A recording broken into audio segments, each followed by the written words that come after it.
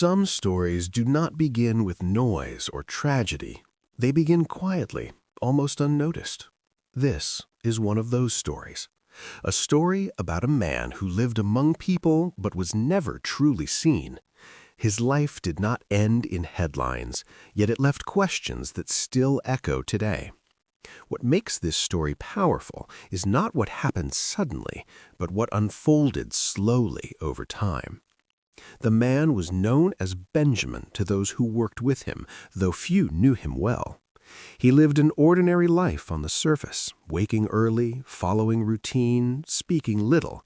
He was dependable, calm, and rarely emotional. People described him as polite, distant, and difficult to read. No one suspected that his silence carried weight.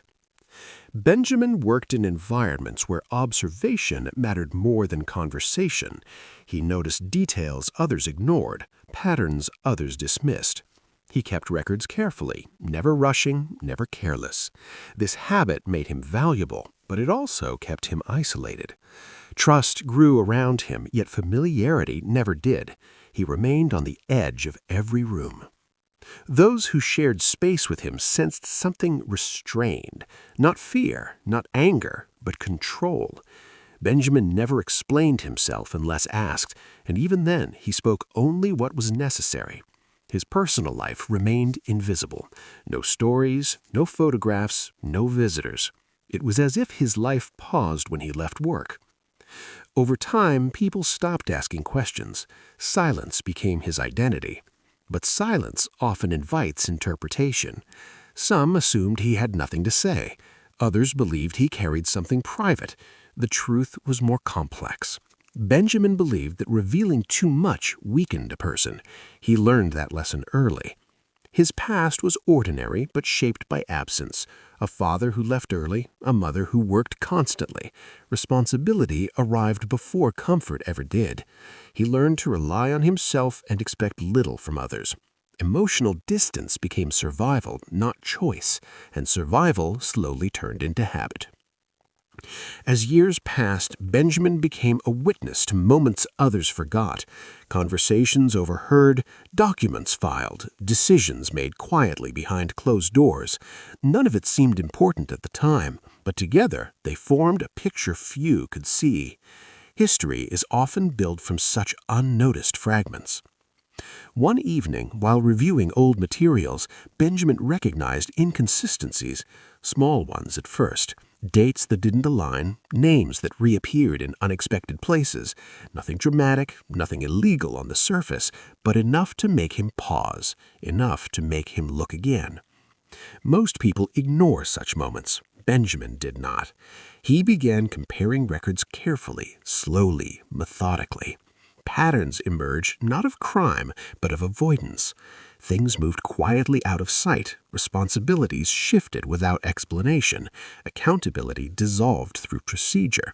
This was not chaos, it was design. Benjamin never confronted anyone. He understood how systems defend themselves. Instead, he documented. He kept copies. He noted timelines. He did not seek justice or recognition. He sought understanding. Knowledge to him was protection. At night, alone, the weight of what he understood grew heavier, not because it was dangerous, but because it was invisible. He realized how easily truth could disappear when no one insisted on seeing it.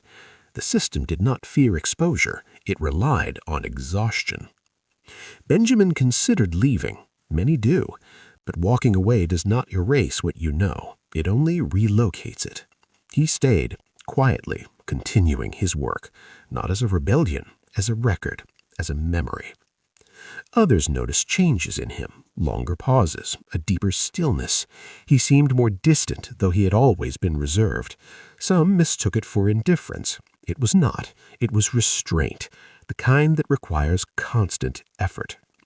Eventually, questions surfaced around him, not accusations, curiosity. Why he kept old files, why he asked for archived material, why he remembered details others had forgotten. He answered calmly, truthfully, without revealing intention. Benjamin understood that speaking too soon would cost him credibility. Silence had protected him this long. He trusted it more than outrage. He waited. History rewards patience more often than courage. The turning point was not dramatic. No confrontation, no public exposure. Simply a moment when someone finally asked the right question, and Benjamin had the answer. Not opinion, not accusation, evidence. What followed was quiet correction, not spectacle. Policies adjusted, records restored, responsibilities reassigned. No public apology, no acknowledgement of harm, but something shifted. The system absorbed the truth without admitting it had resisted. Benjamin gained nothing personally. No promotion, no recognition. His name did not appear anywhere, but something mattered to him had changed. The truth had survived. That was enough. Afterward, Benjamin became quieter still, as if releasing something had emptied him. He continued his routine. Same schedule, same distance, but the tension he carried was gone. People eventually forgot the small adjustments that had occurred. That is how systems work. Memory fades, credit disperses. Benjamin did not mind. He never wanted to be remembered, only to make sure something was not erased. In later years, Benjamin reduced his presence. Fewer conversations, shorter hours. He prepared for a quiet exit, not retirement, disappearance, the kind that leaves no disruption. When Benjamin finally left, few noticed immediately. His desk was cleared, his files reassigned, his absence absorbed. Only later did someone realize how much he had held together. There was no farewell, no final speech, just an empty chair and a silence no one could quite explain. His influence existed only in what did not fall apart afterward. Some stories end with answers. This one ends with awareness of how much depends on people who do not speak loudly, who do not demand attention, who simply refuse to forget. Benjamin was not a hero. He was not a victim. He was a witness. And sometimes that is the most dangerous role of all. History remembers noise, but it is shaped by people like him. Quiet, unseen, deliberate. Those who hold truth steady long enough for it to matter. And that's why this story remains. Not because of what was exposed, but because of what was preserved.